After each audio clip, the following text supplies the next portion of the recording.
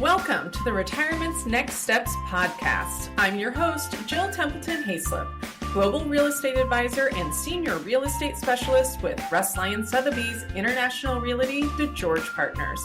This podcast is a valuable resource for retirees looking to connect with industry experts who can enhance your retirement experience. With so many companies, products, and services available, it can be overwhelming to know where to start. Let us help you navigate through it all and find the resources you truly need to make the most of your retirement years. As always, you can join us in person with each of our industry experts for the full presentation every month on the last Thursday at 4 p.m. Our office is located at 16872 East Avenue of the Fountains, Suite 103 in Fountain Hills, Arizona. Thanks for tuning in. Let's get started. Thank you so much for being here today, Jeff. It is my pleasure, Jill. Tell our viewers a little bit about who is Jeff Stack. Who is Jeff Stack? I'm an East Coast guy, so eventually something will sneak into this conversation. I'll say something like water or coffee. So East Coast will come out of me at some point. I grew up on Long Island. And spent my adult life primarily in New Jersey. Okay. I've been in Fountain Hills now for 8 years, full-time, once I developed my company. Mm-hmm. My company's name is Home Watch Neighbor, and I take care of snowbirds' homes when they're out of town. Wonderful. I like to say that I am the founder and CFO of Home Watch Neighbor. CFO, in case you were wondering, stands for Chief Flushing Officer, because that's basically what we do. It's one of the many things we do during a home watch visit, but I make fun of myself and suggest that I am the Chief Flushing Officer. And we appreciate that. I told my mom that I was the CFO of this new company that I developed. She was so proud. Jeff, I'm so proud of you. And then I told her what it stood for. She was so disappointed. Because she was thinking something. Yes, she thought I had some financial responsibility. No. Chief Flushing Officer, Mom. Okay, so people are probably laughing and wondering, Chief Flushing Officer. So, Home Watch Neighbor, tell our viewers what is Home Watch Services. Home watch services are really for anybody in Arizona that is gone from their home for a week, a month, a year. We have some tips that we like to share with our homeowners, things that they should do prior to their departure.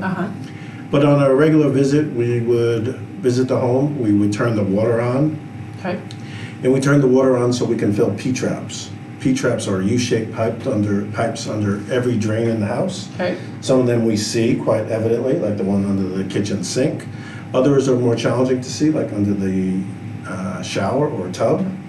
But any place where there's a drain, there's a P-trap, and we keep P-traps full. Okay. We keep them full for two reasons. One, to prevent sewer gases from entering the home, and two, to prevent an avenue for critters to find their way into the home. All right. So during a typical visit, we would turn the water on when we arrive. We run the water in the sinks, the showers, and the tubs. We flush and brush the toilets, and we run appliances. It's the Chief Flushing. Chief Flushing. Okay. Flush and brush. And we do run the other appliances as well: dishwasher, washing machine, dryer, RO if there is one, garbage disposal. All those mechanisms and all those appliances work better when being utilized rather than sitting at rest all the time. So we run all those appliances, we turn down the thermostat to make sure the AC is functioning properly throughout the house. Occasionally the heat? Occasionally the heat, true. So we may need it every once in a while here. Not all my clients are true snowbirds. Some are vacation homeowners, and they might not be here during parts of the winter when we do actually keep the heat on. Yeah. Okay. Yeah. So what made you decide that you wanted to get into this business? Because this is not what you did when you lived on the East Coast. This is not what I did on the East Coast. I was in the toy industry for 35 years. Which is so fascinating. I love that. 20 years with Toys R Us, and then 15 years on the manufacturing, product development, and licensing side of the business. Interesting. So I've gone from toys to toilets. Yeah, so why? Why did I get involved in this? I was at a crossroads in my career, as they say. I had recently been downsized, and I was having trouble finding a job in my field of expertise. And I told my wife, Pam, that I'm going to take a job at Dick's Sporting Goods for the Christmas selling season, and I'm going to work in the golf department. It'll be fun. Okay. And she came home from work that day and said, well, what do you really want to do? Well, I'm not able to find a job in my field of interest, so this is what I'm going to do. And she went through a laundry list of, how about this, how about this, how about this? And she said, how about house sitting? And we didn't know it at the time, but it came to be known as home watch. But I like the idea of watching people's homes because I recognize that when we would come out to visit our home, because you guys were snowbirds, so we were more this. like vacation homeowners, Okay. not true snowbirds. Okay. Because we were both still working, so we'd come out 4 or 5 times a year to vacation, and half the vacation was spent fixing stuff that had gone crooked in our absence. So we were fixing irrigation leaks, we were having repair guys come to repair appliances and things that had gone wrong. So I recognized that there was a real need for Absolutely. people to look after your home. I discovered a lady in Naples, Florida who trains people to do home watch. She used to do home watch herself, and now I'm a home watch professional. And I meet with her. She's become a business and phone friend, so we speak pretty much every week. Wow. And every other week we get involved with other graduates of hers, and we all geek out on home watch. I love that. Because what else is there? I mean, it's, you can say it's continuing education, but really we geek out on it. People with more experience like myself help people who are new to the business. There's always questions, and things are changing. Sure. Cars change from being gas to electric, and how do we treat them differently? So we recognize the need, and here I am 8 years later, still doing home watch. I love that you said you found somebody who could train you on the program. You didn't just walk into a house and say, I'm going to check these things. So I think that really speaks to your expertise on this business that you started. Could I imagine that anybody could start the business without going through training? They could. I wouldn't recommend it. Absolutely. For me, I didn't feel that I could say to a potential client, I'm a homeowner, I'm a handy man, not a handyman. Right. But since I am a homeowner and a handyman, I could look after your home. Where are your keys? I didn't feel like that was the appropriate approach. Agreed. And when I found the Diane Pisani in Naples, Florida, I recognized that I needed that training. That's wonderful. So during training, we learned how to make a home watch visit. We had people from different fields of interest. There was a mold remediation guy, there was a plumber, there was an electrician, an accountant, an attorney, and a business coach, all there to help new business owners start their business. Wow, that's fantastic. Yeah. And I did have an interview with a client who understood that I went to this home watch school in Florida and asked me what my greatest takeaway from those meetings were. And?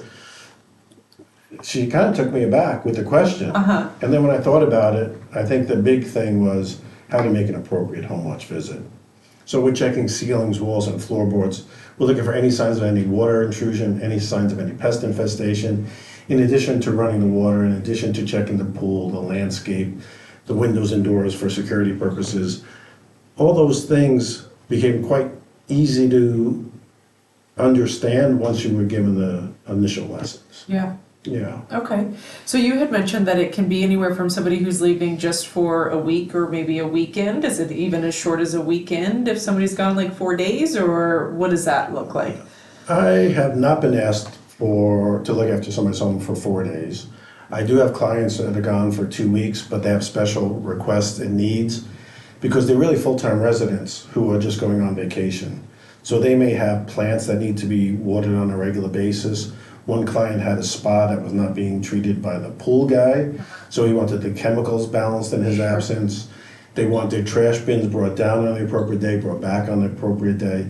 So those sorts of things can have visits as often as multiple times in a week, but generally, if you're leaving for a weekend and you turn off your household water, you're probably okay. Okay. if somebody's gone for an extended period of time, let's say they are a snowbird, so typically they're here, 3-4 months a year, and then they're gone the rest, let's just say, how often would you go over to their home? Is there a standard, or is that based off of their preferences? It's a more complicated answer than the question. The Home Watch Network recommends visits as often as weekly and as infrequently as 3 times per month. Okay. They used to recommend visits as often as weekly and as infrequently as every other week. They increased the frequency, their recommendation on frequency to us, because they were seeing a trend in the insurance industry where insurance claims were being denied because the insurance company deemed the home as being left unoccupied. Oh, wow. So I do visit homes weekly. I do visit homes 3 times per month, and I do grandfather people who ask me to come every other week. I can't ignore that there's a budget involved as well. Right. So they should take into account what gives them peace of mind, knowing that if something is going to go wrong, it's going to go wrong the day after I leave. Of course. It will continue until I return back. So what will give you peace of mind, Mr. Homeowner? Also, I encourage my clients to check their insurance policy. Sometimes the insurance policy will indicate when the insurance company deems the home as being left unoccupied. Okay. Interestingly, in California, I was going to say, in Arizona, I've not heard of a policy that's less than 30 days. Okay. However, many policies don't state their time frame. Okay, so they need to call their homeowners insurance. They do, but it also, when it doesn't state a time frame, it concerns me because they can choose the time frame. So if we were visiting every other week, they could say, well, after 10 days, the home was deemed unoccupied. We're not paying the claim. That's something nobody thinks of, Sure. right? So thank you. That's great information for people to have. Now, is it always you who's going out to the homes? Do you have a team? What does your business look like? I have a team of 2 guys that are part-time associates with me, and I work full-time. All right. Those guys have already been through online training, Uh-huh. similar to what I did, but they do it online. And they've been background checked and vetted, and I've known their wives longer than I've known them. So I didn't really need to do a background check for my own peace of mind. Once you meet the wife and they've given the clear, you're good. But I wanted to be able to say to my potential clients that my guys have been background checked. I knew I wouldn't find anything, and I didn't, but I wanted my clients to know that I did a background check. Yes. So what does that look like? Do you just touch base with the clients when they return home and say this is how everything was? If there's an emergency, you notify, or tell us a little bit about what that looks like. Following each visit, our clients get a report, and each report is specifically designed for that home. Every home is somewhat different.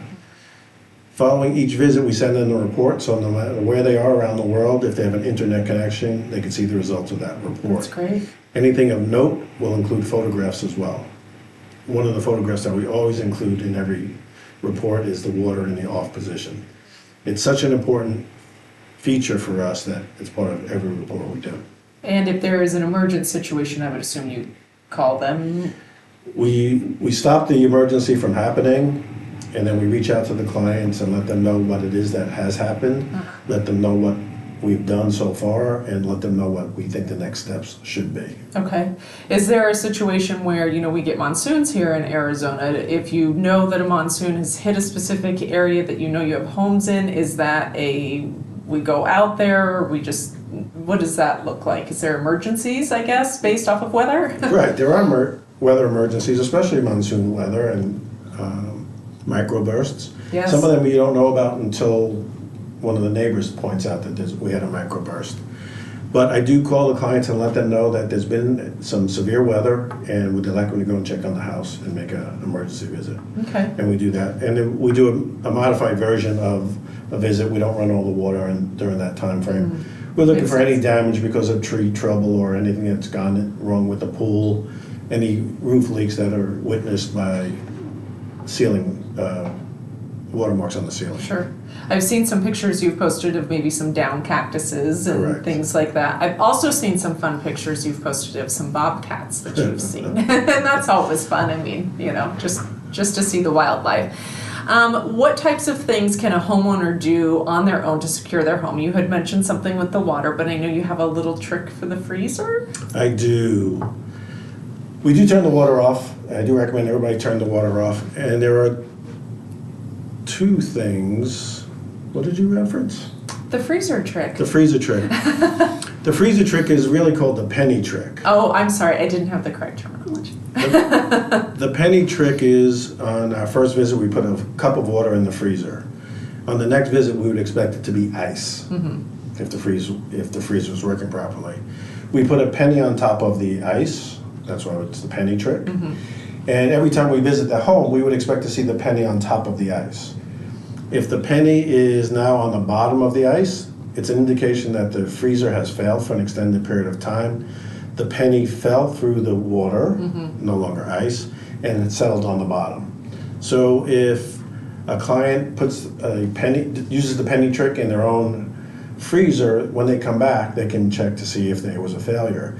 If the penny is on top, probably the meat and produce is fine. Yeah. If it's on the bottom, maybe we don't want to eat that food. Yes. Yes, Yeah. and that's really good to know because you may not know if there was a power failure, and so that's a way to make sure you don't get sick by eating bad produce or Or meat. you may recognize that there's been a power failure because when the clocks are flashing, we don't know how long the Yeah, power failure lasts. good point. So if it just was 10 minutes, probably no harm. 10 days, lots of harm. Okay, good. Any other tips or tricks that you would want to share with folks, and then tell us a little bit about where the locations are that you work in the valley? Many people ask about what temperature to set the thermostats to when they leave. Yes. So my regular recommendation is between 85 and 88 degrees. All right. Some people choose to have it cooler. Some people choose to or want to have it warmer. I don't recommend warmer than 88. That seems a little. Well, we want to keep the house healthy. We don't want things to dry out as a result of too much heat in the house. Another thing we do for some of our clients, or some of my clients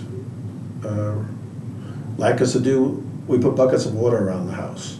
So where the rest of the country is fighting humidity, here in Arizona we're adding humidity. So we put buckets of water in rooms where there's a lot of a lot of leather, a lot of artwork, perhaps books, things that will help stay healthy longer as a result of having a little moisture in the That's air. very interesting. Well, thank you for those tips. And if you guys were here in person, you would get more in Jeff's hour-long presentation that he has. Jeff, you are a pillar of our community here in Fountain Hills. Oh, real quick, what areas of the valley? I take care of Fountain Hills, Yes. the Shea Corridor, Pima, up to past Greyhawk and Happy Valley, up to Legend Trail Parkway, Okay. and then back through Rio is kind of my sweet spot. Excellent. Okay. I do have a few clients south of Shea, but not very many. Okay, wonderful. So Fountain Hills, you are on the board for the Fountain Hills Chamber of Commerce, Yeah, I am. as well as the foundation. Yes, You are an ambassador. I am. You also are part of the Rotary, a past president. That's correct. All very important parts of our community that are highly engaged, so we appreciate that. Anything you want to share about what made you decide to be a part of these great organizations? I will address each one individually. Okay. The chamber was one of the first places I stopped when I came to town, and I met with the lady that eventually became the president and CEO, Betsy Lavoie. Betsy was the membership person when I met her, and ever since then, I recognized that the more you put into the chamber activities, the more you get out of the chamber activities. 100%. And so I was asked to sit on the board. I led a group of people called the Elite Leads Group. We were part of that That's together. where we met. We did. Yes. The Elite Leads Group. I sit on the board of the foundation. I sit on the board of the chamber itself, and I am a chamber ambassador. So the reason for getting involved, again, because I was starting my business, and I knew that the more I put in, the more I'd get out, and it's held true to this day. Yes. Rotary, I was invited to a meeting. I walked into my very first meeting and recognized half a dozen people in the room that I already met through business, and recognized that these were the movers and shakers of Fountain Hills, and a group that I wanted to be a part of. And I've been a member there for about 7 years now. Wonderful. Well, we thank you for being a part of everything and giving back to the community. My pleasure. What is the best way for folks to get in touch with you? Anybody looking to get in touch with me can call me on my business phone, which is 602-739-4354. I'm also available at jeff@homewatchneighbor.com. And my website is homewatchneighbor.com. And your website has some great information on there. So I would encourage everybody to go and check that out and just learn a little bit more, because for some individuals, home watch service may be completely new, because I don't know that this is necessarily countrywide. Yes, it's in Florida, but I think it's maybe more specific to certain regions. Would that be fair to say? There are 5 states where it's most prevalent.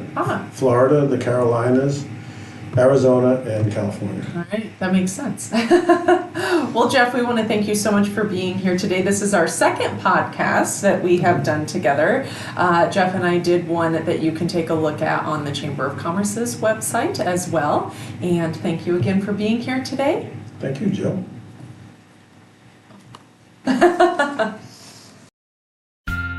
Thank you for listening to another episode of the Retirement's Next Steps podcast. If you have any questions, please don't hesitate to reach me at 303-204-4432 or via email jill@dgeorgepartners.com. If you would like to attend one of our Retirement's Next Steps workshops, you can find the schedule on our website, Templeton-Haislip.com. Make sure to subscribe to Realtor Jill Templeton-Haislip on YouTube and follow the Retirement's Next Steps channel. You can also follow us on Facebook and LinkedIn.